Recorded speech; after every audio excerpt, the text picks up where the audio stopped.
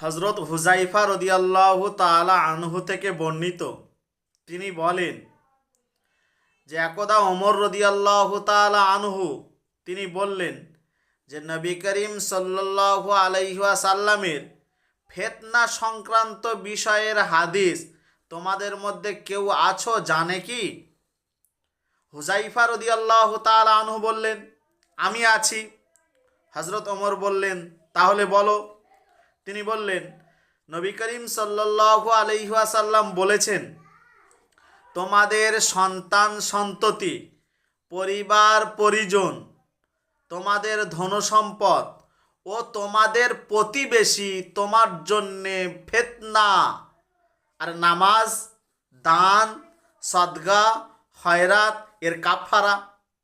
হযরত ওমর রাদিয়াল্লাহু তাআলা আনহু বলেন, আমি এই ফিতনার কথা জিজ্ঞাসা করছি না, আমি সেই ফিতনার কথা জিজ্ঞাসা করছি যে ফিতনা সমুদ্রের ঢেউয়ের ন্যায়, তরঙ্গের ন্যায় অনবরত আসতে থাকবে।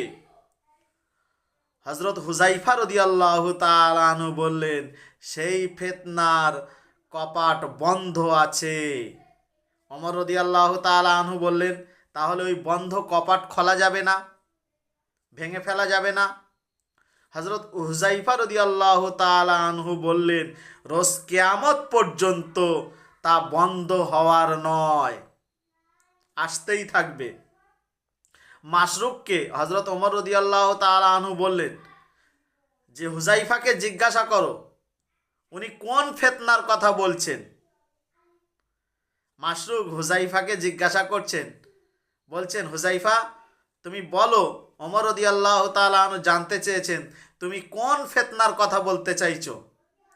হযরত হুজাইফা রাদিয়াল্লাহু তাআলা আনহু বললেন, আগামীকাল ভোরবেলার পরে যেমন সুনিশ্চিত আবার সন্ধ্যা হবে, ঠিক তেমনি যিনি আমার কাছে জানতে চাইছেন হযরত ওমর রাদিয়াল্লাহু তাআলা আনহু, আমি সুনিশ্চিত তিনি অবশ্যই এ বিষয়ে জানেন।